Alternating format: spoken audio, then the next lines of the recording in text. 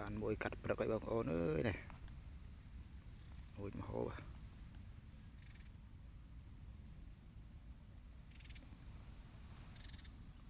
តែបានពីរមួយទៀតបាំងគុំភ័យយ៉ាមើលមិនឃើញហើយបានពីរហើយពីរជាតិ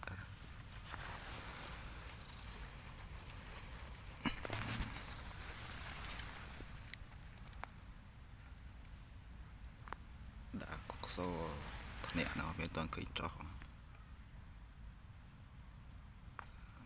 ឃើញ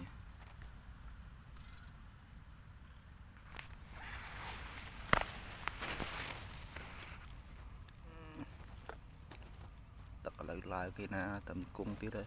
អីទឹក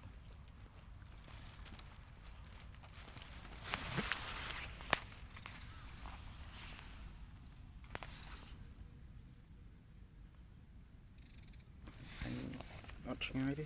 ឆ្ងាយប្រហែល50 ជាង 60 ជាងនេះផ្លេចបាត់ទេ